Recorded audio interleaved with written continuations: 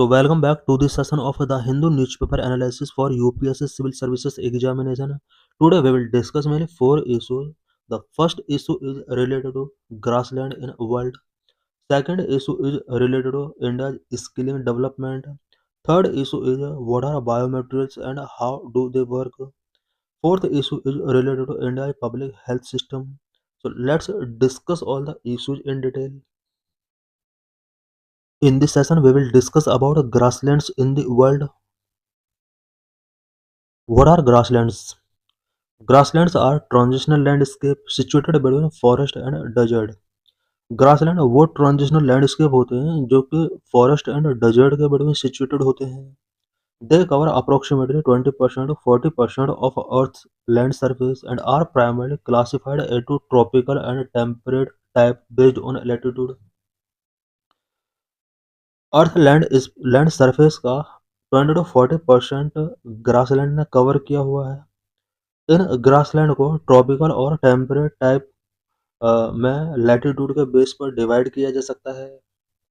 World के अलग अलग कॉन्टिनेंट में ग्रासलैंड को अलग अलग नेम से जाना जाता है. हम देख सकते हैं कि एशिया में ग्रासलैंड को स्टेपीज के नाम से जाना जाता है. चाइना में इसका अदर नेम है. साउथ अफ्रीका में वेल्ड, अफ्रीकन कॉन्टिनेंट में savanna and South America continent में कॉम्पोस, पैम्पास, ऑस्ट्रेलिया में डाउन्स, सवाना के नाम से जाना जाता है. यूएस में प्रेरीज के नाम से जाना जाता है. यूरोप में पुस्ताज के नाम से जाना जाता है. Global classification of grassland. Globally grassland को अलग अलग तरीके से क्लासिफिकेशन किया गया है. ग्रासलैंड टू टाइप के होते हैं, ट्रॉपिकल एंड टेम्परेट. रीजन के बेस पर अलग अलग नेम गिवन किया गया है. नियर द इक्वेटर वाले जितने भी रीजन है वहां पर इनको सवाना, लानोस, कैंपोस के नाम से जाना जाता है. मिड लैटिट्यूड यानी कॉन्टिनेंटल इंटीरियर में इन्हें प्रेरीज, स्टेपीज, पैम्पास, वेल्ड, डाउन्स के नाम से जाना जाता है. Grassland in India.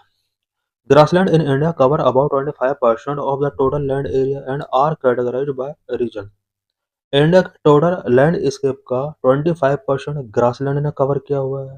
रीजन के हिसाब से ग्रासलैंड को इंडिया में अलग अलग कैटेगरी में डिवाइड किया जा सकता है. Semi arid zone grassland found in Rajasthan, Gujarat and western UP. Semi arid zone grassland Rajasthan, Gujarat and western UP में फाउंड किया जाता है. अरावली रीजन को इससे एक्सक्लूड किया जाता है. इट मीन्स अरावली रीजन में सेमी एरिड ग्रासलैंड नहीं है. Banni grassland located in Kutch, Gujarat. It is India largest tropical grassland. India का largest tropical grassland Banni grassland है जो कि गुजरात के कच्छ में लोकेटेड है. 16 grassland. High altitude mountain grassland in the western Ghat.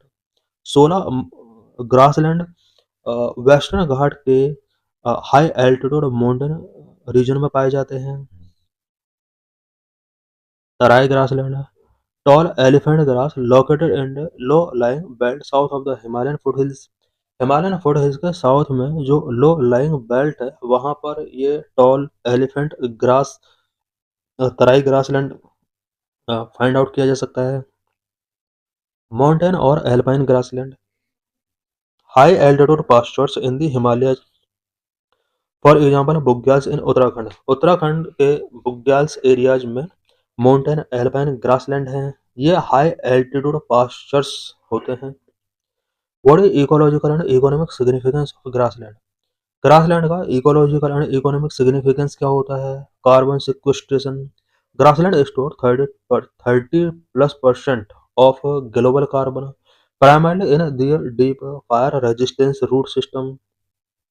World के ओवरऑल जितने भी ग्रासलैंड है वो 30% प्लस कार्बन, ग्लोबल कार्बन को स्टोर करते हैं.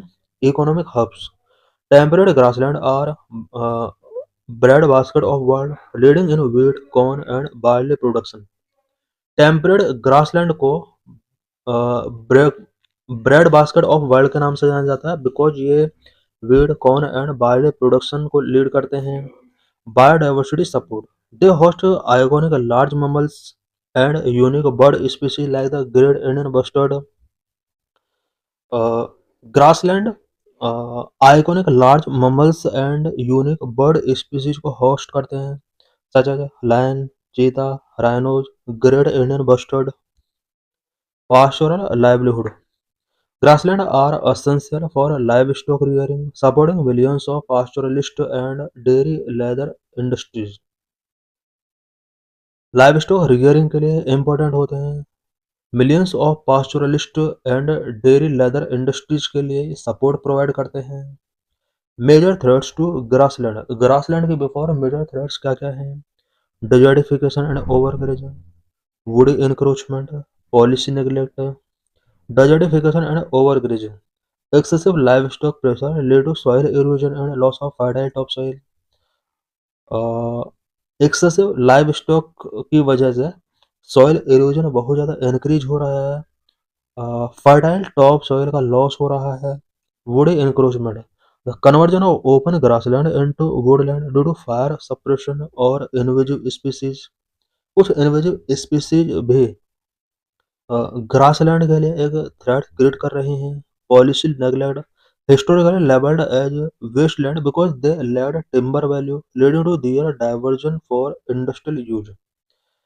ग्रासलैंड को हिस्टोरिकली वेस्टलैंड के तौर पर लेबल किया गया है बिकॉज इसमें कोई टिम्बर अवेलेबल नहीं होता है। यही वजह है कि इंडस्ट्रियल यूज के लिए ग्रासलैंड को आज बहुत ज़्यादा डाइवर्जन किया जा रहा है। In this session, we will discuss about skill development in India. Why news? Over the last decade, India has built one of the largest skilling ecosystem in the world. Last decade में India ने largest skilling ecosystem prepare किया है। Between 2015 and 2025, India's flagship skilling programme Pradhan Mantri Kaushal Vikas Yojana has trained and certified about 1.40 crore candidate. 2015 से 2024 के between India ने अपने एक flagship skilling programme Pradhan Mantri Kaushal Vikas योजना के अंडर 1.40 करोड़ कैंडिडेट को ट्रेन किया है, सर्टिफाइड किया है। Challenges in skill development, India में स्किल डेवलपमेंट के ऊपर क्या क्या चैलेंजेस हैं? Massive skill gap, poor quality and relevance, industry academia disconnect, inadequate infrastructure and access, low participation and awareness, trainer deficiencies, governance and funding, gender disparity. Massive skill gap, a huge percentage of Indian youth lack industry relevant skill due to a significant mismatch between education and job market needs. India में education and job market needs के between mismatch है। यही वजह है कि India में बहुत ज़्यादा इंडियन यूथ हैं जो कि इंडस्ट्री रिलेवेंट स्किल का लैक है। Poor quality and relevance, outdated curriculum, inconsistent training quality and lack of practical hands on learning persist. India में करिकुलम आउटडेटेड हो चुका है। जो भी एजुकेशन सिस्टम है, जो भी करिकुला है वो आउटडेटेड हो चुका है। ट्रेनिंग क्वालिटी वेरी इनकंसिस्टेंट है। Industry academy disconnect, weak linkage between training institute and industry lead to irrelevant skill development, inadequate infrastructure and access, limited modern facilities, especially in rural areas, and lack of digital access hinder effective training. India में modern facilities limited हैं। Rural areas में modern facilities अभी भी access नहीं हो पा रही हैं। साथ डिजिटल एक्सेस का लैक भी इफेक्टिव ट्रेनिंग को हिंडर कर रहा है। Low participation and awareness, many specially in rural areas are unaware of और hesitant to join skill programme due to stigma और lack of access. Trainer deficiencies, shortage of qualified, updated trainers impaired program effectiveness. Governance and funding, multiple assessment bodies create confusion and funding remains a challenge for long-term sustainability. Gender disparity, lower female participation in the skilling program limit workforce potential. Skilling program में women का participation very low है जिसकी वजह से workforce potential limit होता है। Opportunities in skill development. Skill development में क्या क्या अपॉर्चुनिटीज हैं इंडियन पीपल के before? Demographic dividend, a large young a large young workforce present a chance to become a global talent powerhouse if skilled effectively। Indian people को अगर effectively तरीके से skill किया जाएगा तो ग्लोबल टैलेंट पावर हाउस के तौर पर अपने आप को वर्ल्ड में शो कर सकते हैं। Emerging sector, growth in artificial intelligence, e commerce, digital services and clean energy create demand for new age skill. कुछ इमर्जिंग सेक्टर हैं जहां पर न्यू एज स्किल की डिमांड है, such as growth in AI, e commerce, digital services and clean energy. इन सभी sector में new age skill की नीड है। Global manufacturing hub, India can capitalise on rising cost in China to become the factory of the world with skilled labour. Gig economy, platform like Swiggy, Ola, Zomato show demand for tech-savvy workers, opening new employment avenues।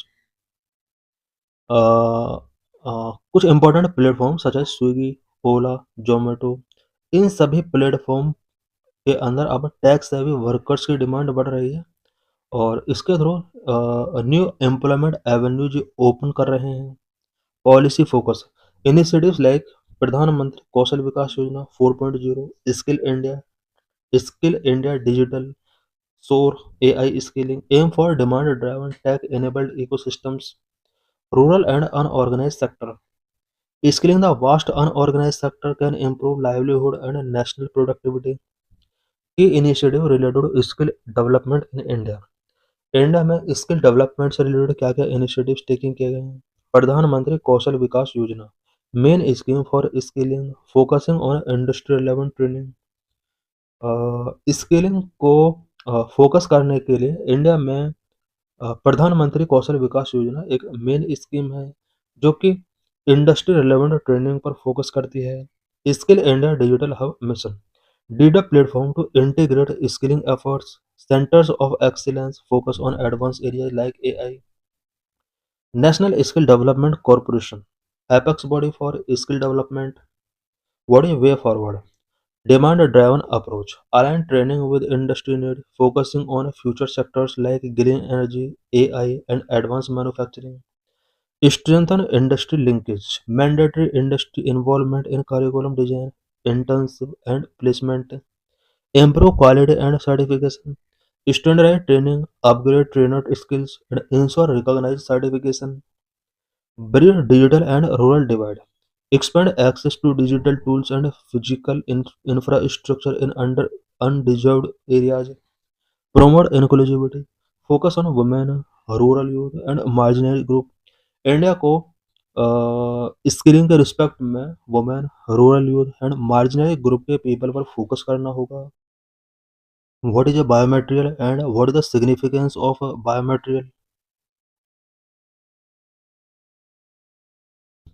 As countries look to shift to cleaner process to manufacture consumer product, be it plastic or textile, biomaterial will become a few frontier of materials engineering।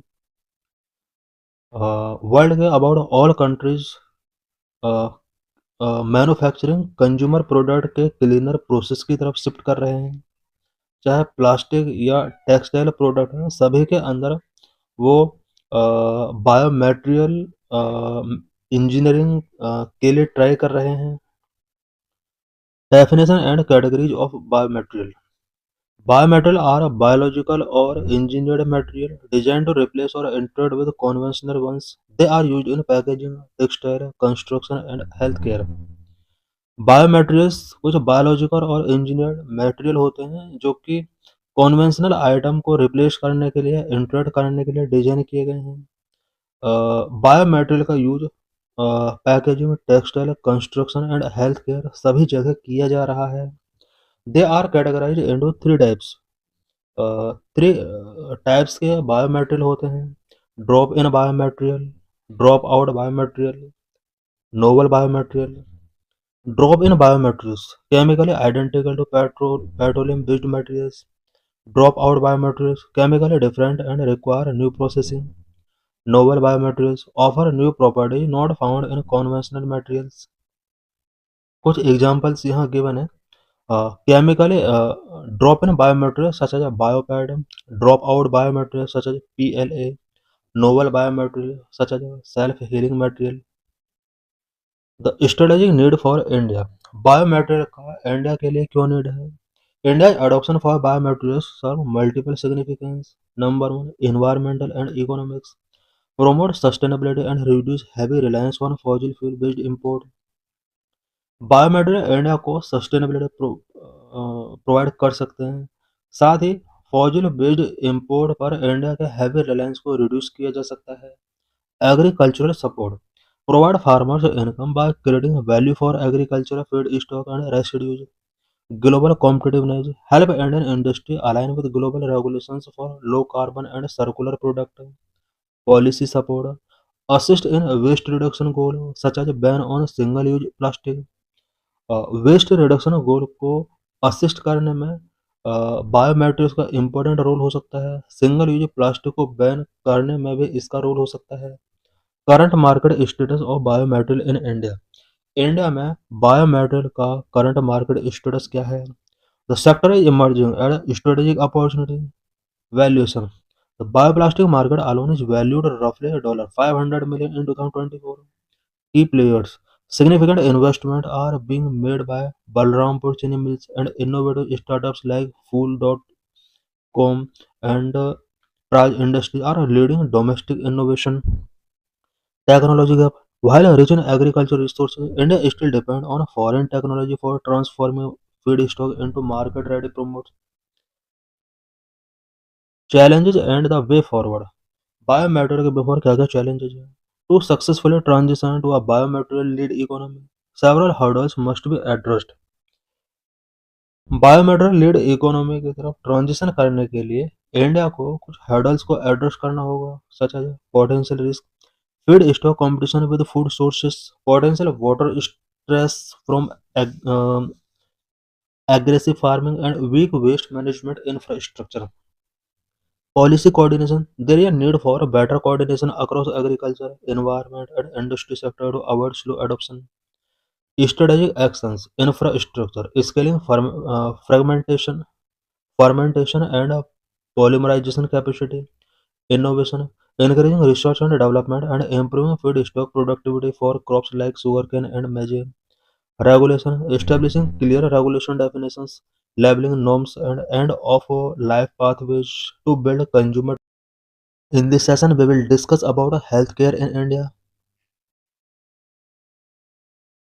a history of Indian public health policies in the last decade. Last decade में Indian public health policies का history क्या रहा है? Public health policies are health policies made by government based on the resource available to address people's health need.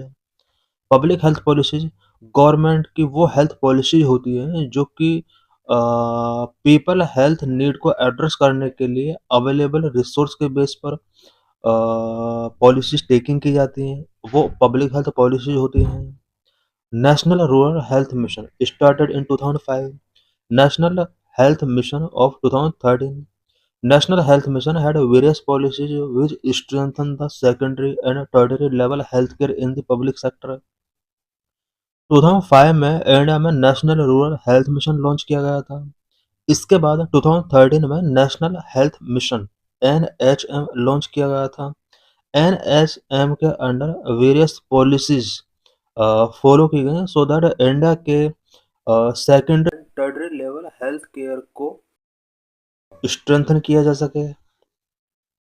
National health program strengthening the institutions of primary health care which help to build goodwill and trust among the people about public sector health care. India में national health programme launch किया गया है so that primary health institutions को strengthen किया जा सके। इसके through public sector health care के प्रति पीपल की गुडविल एंड ट्रस्ट को बिल्ड करने में हेल्प मिल सकती है। हेल्थ इंफ्रास्ट्रक्चर अवेलेबल इंडिया में हेल्थ इंफ्रास्ट्रक्चर का स्टेटस क्या है? About 6,155 community health centres, 26,636 primary health care centres, 1,67,275 sub-centers and 755 district hospitals in the country and 970 district level health facility other than district hospitals. India के अंदर community health centres हैं, primary health centres हैं, कुछ सब centres हैं, district hospitals हैं and कुछ hospital जो डिस्ट्रिक्ट हॉस्पिटल से अलग हैं। ये सब इंडियन हेल्थ केयर इंफ्रास्ट्रक्चर के लिए एक अपना इम्पोर्टेंट रोल प्ले कर रहे हैं। Health and wellness centre equal to sub centre plus PHC plus CHC. Health and wellness centre इन सभी सेंटर्स के कॉम्बिनेशन से बनाया है। इंडिया में जितने भी सब सेंटर्स हैं, प्राइमरी हेल्थ सेंटर्स हैं, कम्युनिटी हेल्थ सेंटर्स हैं, इन सभी के कॉम्बिनेशन से हेल्थ एंड वेलनेस सेंटर बने हैं। Focus on publicly funded health insurance scheme PFHI instead the private insurance. The focus has shifted entirely on a public funded health insurance scheme such as the Pradhan Mantri Jan Arogya Yojana under Ayushman Bharat since 2018. India में private insurance company पर focus करने के बजाय अब publicly funded health insurance scheme पर focus किया गया है। फॉर एग्जाम्पल 2018 में आयुष्मान भारत के अंडर प्रधानमंत्री जन आरोग्य योजना एक बिगेस्ट इंश्योरेंस स्कीम रही है। Ayushman Arogya Mandir in 2023 all the health and wellness centres such as sub centres PHC and CSC have renamed to Ayushman Arogya Mandir. 2023 में इंडिया के और हेल्थ एंड वेलनेस सेंटर्स को आयुष्मान आरोग्य मंदिर के साथ रीनेमिंग किया गया है। What are challenges before public health system in India? India का पब्लिक हेल्थ सिस्टम के बिफोर क्या क्या चैलेंजेस हैं?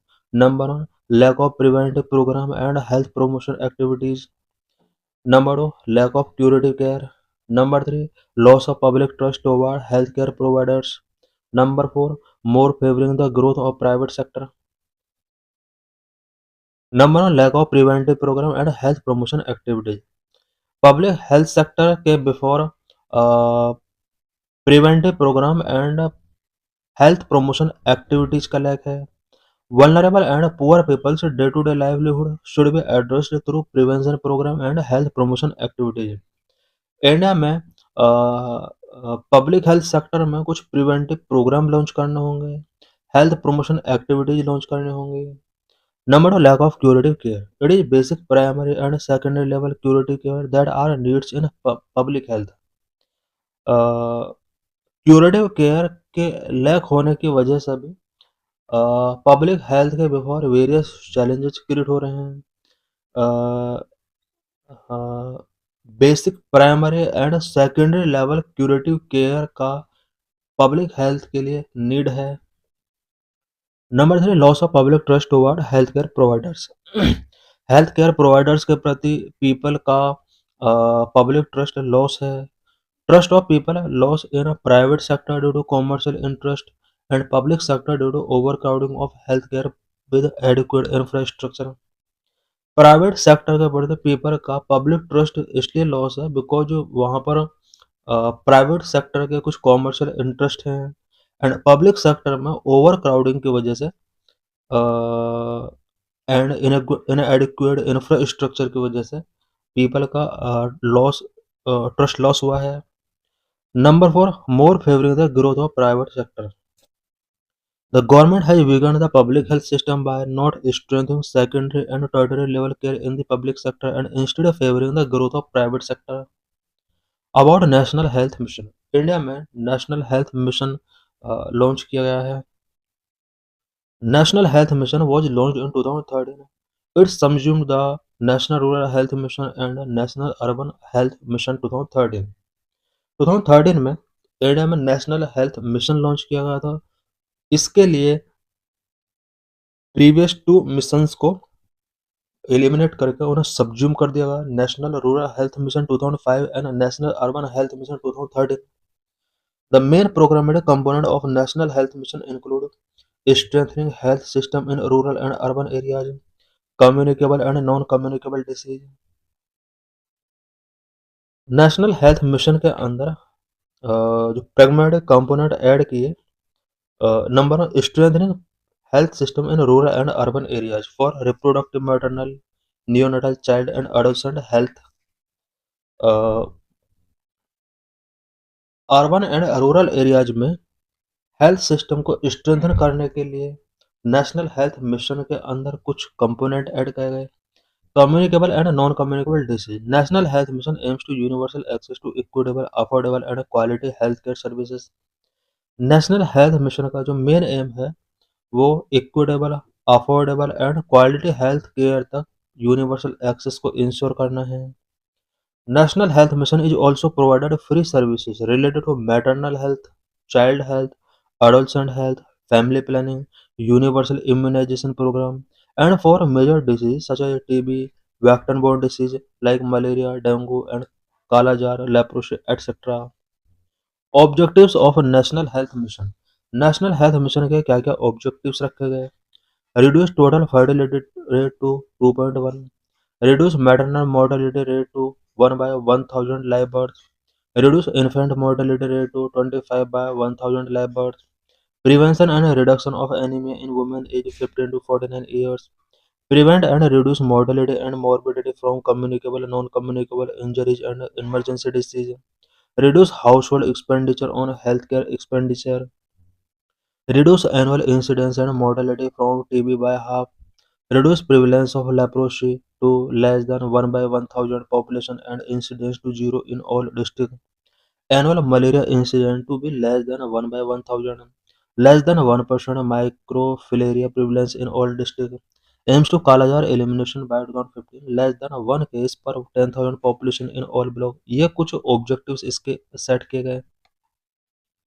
Major initiative supported under national health mission. National health mission के अंडर मेजर इनिशिएटिव्स क्या क्या टेकिंग किए गए? नंबर 1, राष्ट्रीय बाल स्वास्थ्य कार्यक्रम, जननी शिशु सुरक्षा कार्यक्रम, implementation of free drugs and free diagnostic services initiative, PM national dialysis programme, Ayushman Bharat, प्रधानमंत्री Jan Arogya Yojana. Achievement of national health mission. National health mission के क्या क्या अचीवमेंट रहे हैं? Number 1, improvement in health indicators. Number 2, growth in public health facilities. Number 3, health sector reform. Number 4, addressing high out-of-pocket expenditure. Number, improvement in health indicators. Significant improvement in maternal mortality ratio, infant and under 5 mortality rate. Maternal mortality ratio infant and under 5 mortality rates में काफ़ी improvement हुआ है। Number 2, growth in public health facility. National Health Mission target to build a network for public health facilities with health and wellness centers. It also offer comprehensive primary and secondary care services to citizens. Number 3, health sector reforms. कुछ health sector reform भी show हुए हैं। National health mission enable the design and implementation of reforms specifically related to governance, procurement and technology. Number 4, addressing high out-of-pocket expenditure. To reduce current high level of OOPE, free drugs and free diagnostic services initiatives have been implemented under the National Health Mission. Almost 70% of the OOPE is on account of drugs and diagnostics. Primary healthcare key statistics. Healthcare centers network in India. India has 1,69,615 sub-centers, 31,882 primary health centers, and 6,359 community health centers serving rural and urban population. India में urban and rural population को serving करने के लिए present में एक big health infrastructure है। 1,69,615 सब centres हैं इंडिया के अंदर, 31,882 प्राइमरी हेल्थ सेंटर्स हैं and 6,359 community health centres running में हैं। Health and wellness centres expansion. India has established 1.6 lakh plus health and wellness centers which deliver comprehensive services such as NCD care and maternal and child health. India में 1.6 lakh plus health and wellness centres हैं जो कि comprehensive services people को deliver कर रहे हैं such as non communicable disease care and maternal and child health से related care provide कर रहे हैं। Improve doctor population ratio in India. India doctor population ratio currently stands at 1 ratio 834, surpassing the WHO standard of 1 ratio 1000, which indicating progress in healthcare areas. WHO ने doctor people ratio का standard set किया हुआ है 1:1000, but India इस ratio को सरपास किया है 1:834। India के अंदर डॉक्टर पॉपुलेशन रेशो है जो कि हेल्थ केयर एक्सेस में प्रोग्रेस को इंडिकेट करता है। Health care spending, India invest 2.1% of its GDP in health, emphasizing the strengthening of primary care through Ayushman Bharat and health and wellness centers। India GDP का about 2.1% health पर अपना invest करता है, जो कि Ayushman Bharat and health and wellness centres के through primary care के strengthening को एम्फेसाइज करता है। Changing nature of health care, evolving public health landscape, India's public health challenges are evolving due to lifestyle changes, urbanization, and economic growth, necessitating updated health strategies. Rise of non-communicable disease. Non-communicable disease like diabetes, cardiovascular disease, and cancers account for over 60% of global health. India में non communicable disease का burden year by year rise हो रहा है। Anti microbial resistance, antimicrobial resistance pose a critical threat due to antibiotic overuse, endangering effective treatment and increasing mortality and healthcare costs.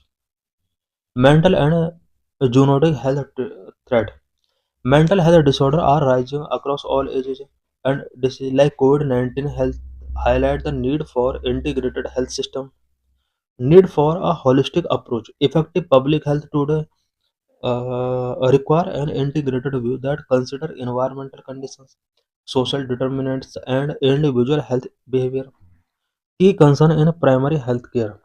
Primary health care से related की concern क्या क्या है? Number one, inadequate infrastructure.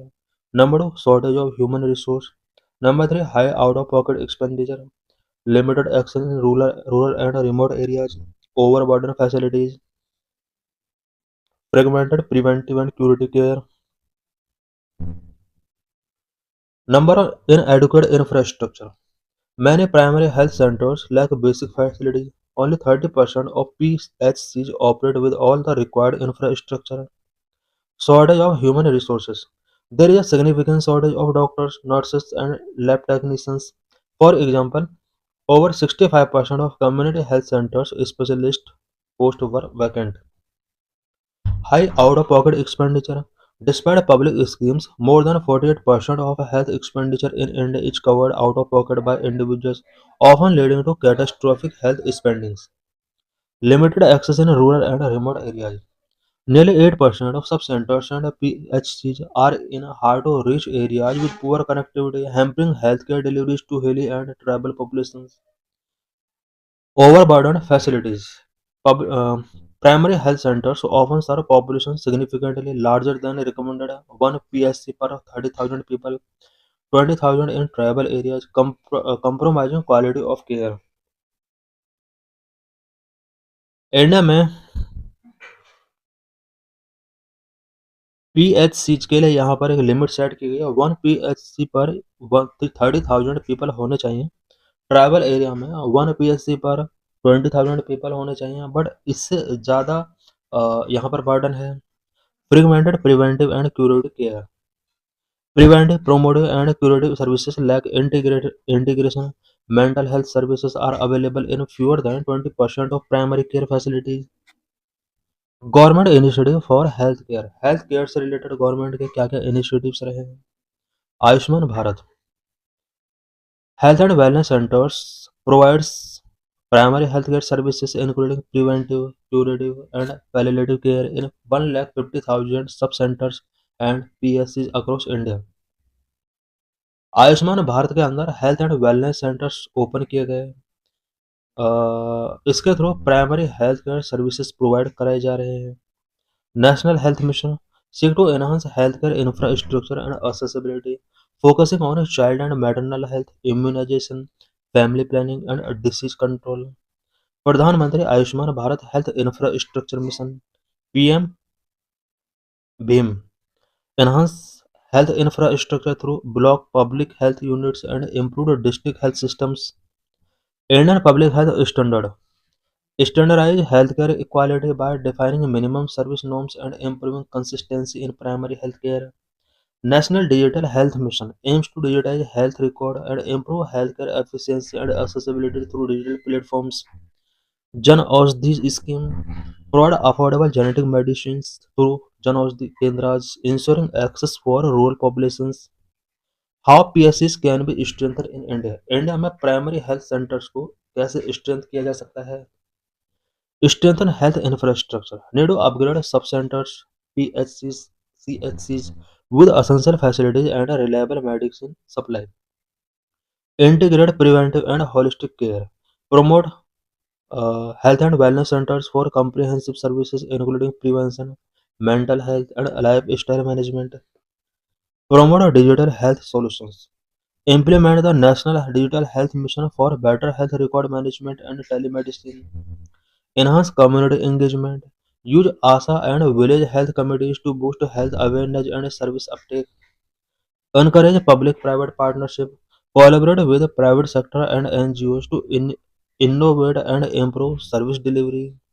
Increase financing and over governance. Need to raise public health spending to 2.5% of GDP, focusing on transparent governance. Improve quality and accountability. Regularly audit and gather patient feedback to uphold Indian public health standard and national quality assurance standard. How India becoming a global healthcare destination? India global health care destination कैसे बन रहा है?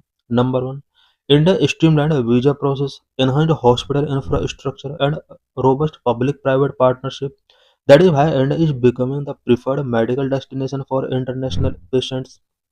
Number two, India is addressing the global shortfall of healthcare professionals by training and deploying more doctors, nurses, and paramedics abroad. Number three, Indian expertise support healthcare systems worldwide while creating new opportunities for our skilled professionals. Number four, introduction of cutting-edge technologies to deliver quality healthcare has strengthened India's position as a global healthcare player. Number five, both private and public hospitals have played an integral role in this progress. Number six, Apollo was the first hospital to launch proton therapy for advanced cancer care in this part of the world and continue to attract patients from countries such as Australia and US, UK to name a few. This is PYQ related to this article.